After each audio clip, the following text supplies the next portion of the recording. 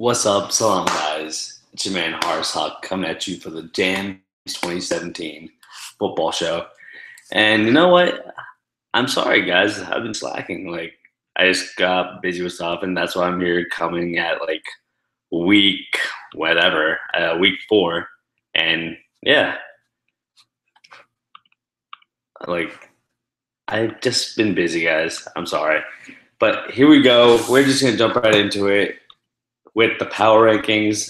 I don't know if you guys remember how this goes, but usually I do power rankings first, then I'll do predictions. So first up on the list, Dime City. Dime City's been coming in hot.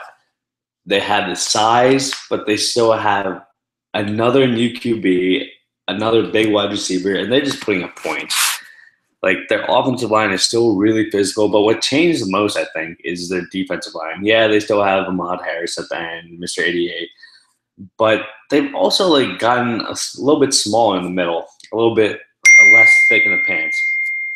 But no, they've still been doing good. Their defense is still really solid. The defense always put them up, but now that they're scoring points at will, they're a scary team. If you watch the swag game against them, they just spoon fed Mikey the ball.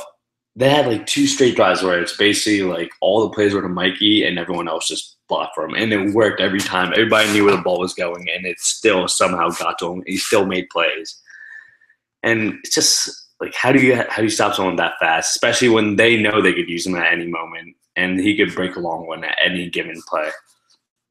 So yeah, that's Dime City. Second, I have the Canes. And the Canes really impressed me this season, especially because this is the first time in a while where they're not older, especially along the line. They actually have a pretty young offensive line, defensive line, with the exception of Victor Campos, who apparently found the fountain of youth. Victor Campos was on VS the past couple of seasons. I don't know. He was a really good defensive end, then he had an injury and he kind of slowed down. But no, now he's looking back back to the fearsome pass rusher that led the league in sacks about 4 or 5 seasons ago. And he's looking good. Dave Kilkenny's back at quarterback for them. And Dave, he's just phenomenal. This is a guy who won MVP, I think, once or twice. At least once. And he's just airing it out there. He has a weird, 3/4 arm throw, but he just slings it. And it just, manages to land so perfectly. And they're just really balling out there. You would think that while they lost Matt Carroll because he couldn't play anymore, they just wouldn't be as good. But no, they're still really freaking good. It's insane. They still have a lot of the same people, but at wide receiver, they still have Collis in the backfield at safety, who's doing really well. Kevin Scholl still balling out. But yeah, I really like this Hurricanes team. I actually think that they can win the championship. I think they're one of the legit candidates. I think Dave Kilkenny I think he's my front runner for the MVP right now. So yeah, coming in at number 3, I have Boone right there, and Boone's been, I don't know. I feel there's a little bit of a drop in their play. Their their line has gotten a little bit softer. They're not as imposing. They added more people and lost a couple people.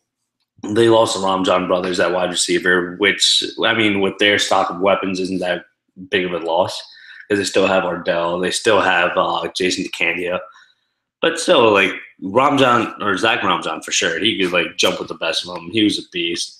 Their line is just, a bunch of big guys who can't really do much. And it's weird saying that because they just, beat up on us pretty bad. But I wasn't too, impressed by them. It's still Brandon pulling out plays. It's still Ardell making ridiculous catches. He had a couple jump balls against us. He had a couple long plays. And then, somehow we let Omar Shakir have a 60-yard catch and run on us. So, yeah. But they're still a fundamentally solid team. They still have Rich and Emma Frog, who are just tearing it up. It's ridiculous. Emma Frog comes in every season, and he just managed to lead the league in sacks every year. I think it's safe to call him the best defensive end at this point, just because he's still so good at it. He just uses speed and he has strength to him too. But yeah, Boone coming in number 3. At number 4, I have the Union, and I feel after top three. There's a little bit of drop off, but it's also tough to tell with the Union. A team that last season I got wrong week in and week out. I just couldn't get a read on them. And a lot of the Union guys let me hear about it. But this season, like, they're a little bit different. They don't have Dom this year, and Dom has always been like a mainstay for them. Dom Russo, who I'm talking about, and he's always been really good for them at tight end or deep, especially defensive end. And yeah, they're definitely missing his presence. They don't have the same pass rush, but they're still very well organized. They've been playing together for how many years since they were kids. So Union are still pretty good, but I don't know if they're still a championship contender with just based off talent. They always manage to do well in the playoffs just off organization itself. Thanks to Evan Naeem just always scouting everyone and knowing what to do. And I do like their wide receivers core.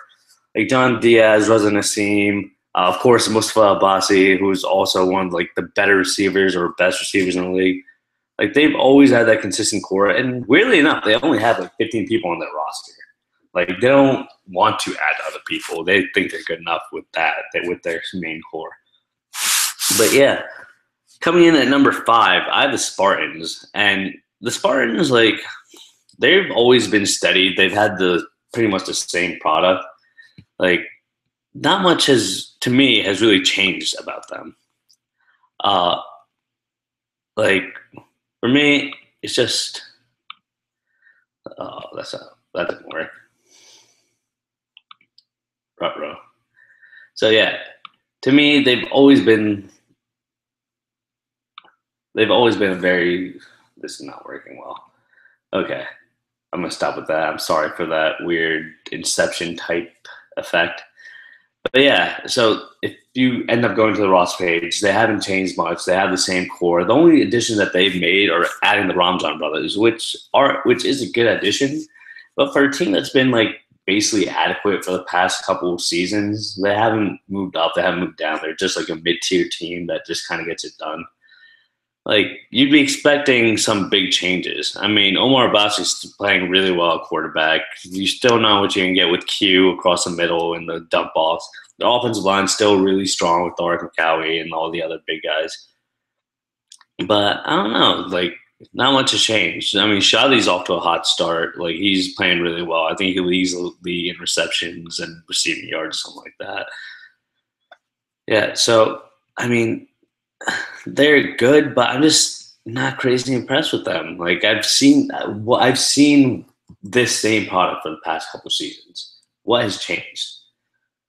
Coming in at number 6, Swag. I mean, Swag just doesn't. They fell off to me. Like last week, they didn't have D'Lo, so I mean, it's tough to say what they are. But they don't have the quarter. They don't have Corey at quarterback. They don't have. Well, I didn't see Manny either. Their line looks a little. They're just not as good anymore. They used to be cohesive. They used to be like good enough, but now they just against Dime City. Dime City was just always in their faces. Altamash was at quarterback, and he had like no time to throw. He was running for his life half the play. I don't even know if he had many completions because he was just constantly running. He was constantly on the move. And Aldamash is a great runner. He's a great athlete. He's still fast, but I mean, how much can you get done if you're not able to complete a pass? So I'm kind of worried about Dime City. Like I still really like their weapons, but they have to show up. Like Sean McAllister is great. He's 6'4". He's fast as hell. But when he has no other receiving options to take away the attention, how much can he do? So, Swag is starting off pretty well on my list. I mean, they put a team together last minute. So, maybe that's still kind of, slowing them down. But we'll see. At number 7, wow. I mean, I really like this team. I really do. But, I haven't seen it, especially since they don't have a quarterback. Heavy hitters are coming in at number 7 for me. And they still have the really physical line. They're just going to beat you over top with just, their physicality. They do have weapons at wide receiver and corner. I really like their deep. I really like, the skill position players in the line. They have everything but a quarterback right now. And it sucks. I like Charlie, but Charlie's just not the answer. They're missing James, who was really good for them. He was like 6'5", could run and he could pass, but he's not on the roster this year. And yeah, like that, like heavy hitters are 0-3, but they played they've actually played the top 3 teams so far. They played Boone week 1, they played Dime City week 2, Hurricanes week 3. I mean, I still like them. They definitely have a lot of time to turn it around because that was the hardest part of the schedule. No other team has a more difficult schedule than the heavy hitters. So, like, I wouldn't be surprised if they make the playoffs and would be a decent team. They just are. They kind of get messed up by the schedule. I'll put it as that. I still think they'll probably get 1 or 2 wins over 500. At number 8, I have the Knights. And the Knights, man, I feel like they're always struggling to get a full roster together. The only people that really do show up for their team is their line, which is a little strange because I think it's easier to find wide receivers and corners, but they always manage to have just the big guys. And like I think this is their 3rd or 4th year in a row where they just can't find a quarterback. They lost Jeff DeZuter as a wide receiver, and he also played quarterback for them. Most of their quarterback play is just like 1 or 2 guys just running. I mean, they did have one decent guy against us.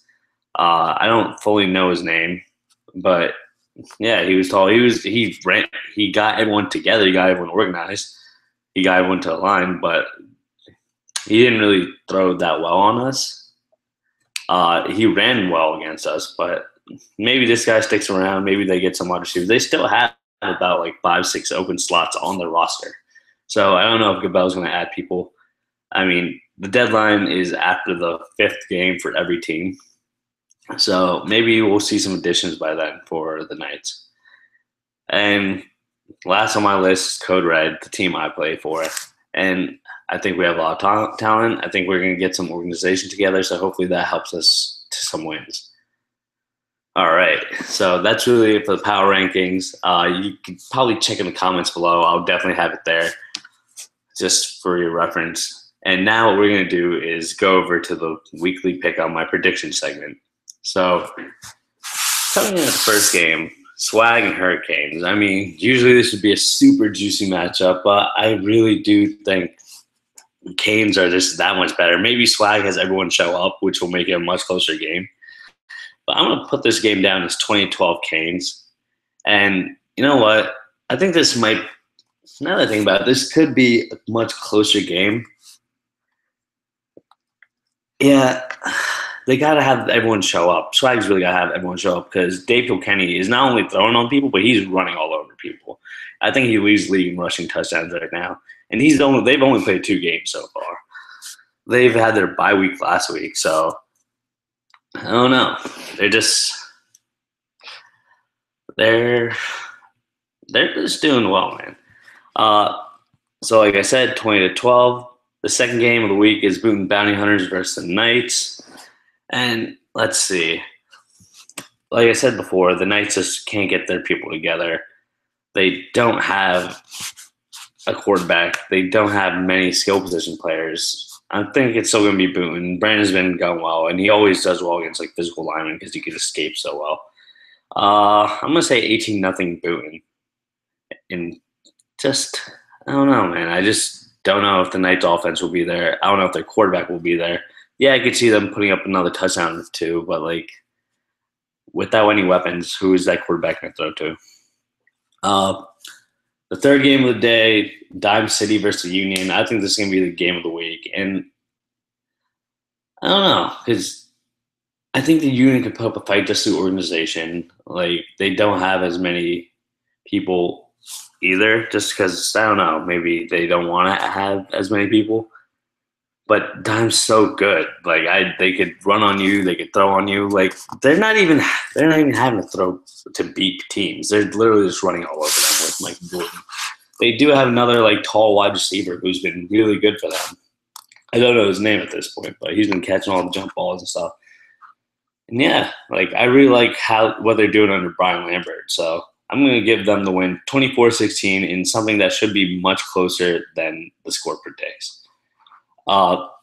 Now, the last game of the week, hitters code red. Obviously, I'm not going to pick against my team. So, yeah, that's it. This week, I believe Spartans on bye. So, yeah, that's it for this week, guys. I'm sorry I've been so late with this. Definitely going to be more consistent with this. I'll see you guys soon. Salam. Catch you guys this weekend.